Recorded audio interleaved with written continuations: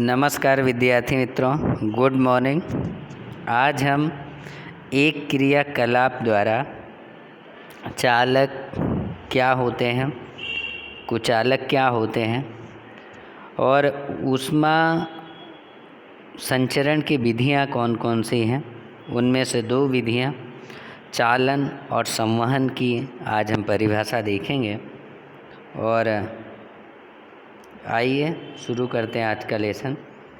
कि छोटे बीकर में या बर्तन में आप गर्म पानी लीजिए, उसमें कुछ वस्तुएं जैसे स्टील की चम्मच, प्लास्टिक का स्केल, पेंसिल अथवा विभाजनी डिवाइडर एकत्र कीजिए और इन सभी वस्तुओं को के एक सिरे को गर्म पानी में डुबोइए और कुछ देर प्रतीक्षा करने के पश्चात दूसरे सिरे को छूकर देखिए क्या होता है।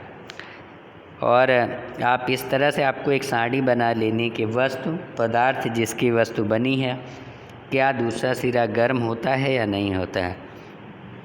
तो स्टील की चम्मच धातु है, जब आप ये क्रियाकलाप देखेंगे तो आप देखेंगे उसका दूसरा सिरा गर्म हो जाता है। तो जो पदार्थ अपने से होकर ऊष्मा को आसानी से जाने देते हैं उन्हें ऊष्मा का चालक कहते हैं। फिर से परिभाषा देखेंगे। जो पदार्थ अपने से होकर ऊष्मा को आसानी से जाने देते हैं उन्हें ऊष्मा का चालक कहते हैं। इनके कुछ उदाहरण हैं एल्युमिनियम, आयरन जिसे लोहा भी कहा जाता है, तथा कॉपर को तांबे के नाम से भी जानते हैं। अब हम देखेंगे जो पदार्थ अपने से होकर ऊष्मा को आसानी से नहीं जाने देते उन्हें ऊष्मा का कुचालक कहते हैं। जो पदार्थ अपने से होकर ऊष्मा को आसानी से नहीं जाने देते उन्हें ऊष्मा का कुचालक कहते हैं। और तो जिनमें से होकर ऊष्मा बहती है आसानी से, जो पदार्थ ऊष्मा को अपने में से होकर जाने देते हैं उन्हें ऊष्मा का चालक, और जो अपने से होकर ऊष्मा को नहीं जाने देते हैं उन्हें ऊष्मा का कुचालक कहा जाता है। और वह प्रक्रम जिसमें ऊष्मा किसी वस्तु के गर्म सिरे से ठंडे सिरे की ओर स्थानांतरित होती है चालन कहलाता है। ऊष्मा जो एक जगह से दूसरे जगह जाती है, फैलती है, यानी ऊष्मा संचरित होती है, उसकी एक विधि है चालन। चालन की परिभाषा है वह प्रक्रम जिसमें ऊष्मा किसी वस्तु के गर्म सिरे से ठंडे सिरे की ओर स्थानांतरित होती है चालन कहलाता है। जो ठोस चीज़ें हैं ऊष्मा प्रायः उनमें चालन द्वारा स्थानांतरित होती है। परिभाषा एक बार फिर से देखेंगे।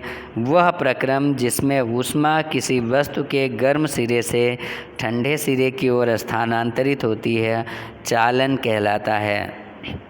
और ठोसों में ऊष्मा प्रायः चालन के प्रक्रम द्वारा स्थानांतरित होती है।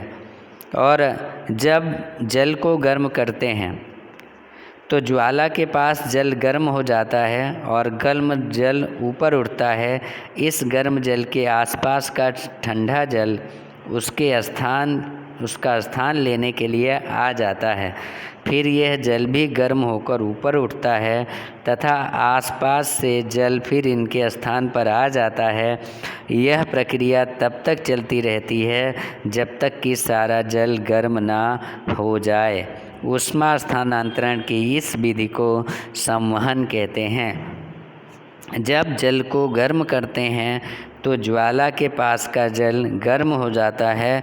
गर्म जल जब ऊपर उठता है, इस गर्म जल के आसपास का ठंडा जल उसका स्थान लेने के लिए आ जाता है।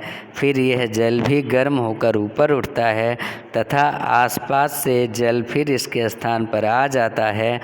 यह प्रक्रिया तब तक चलती रहती है जब तक कि सारा जल गर्म ना हो जाए।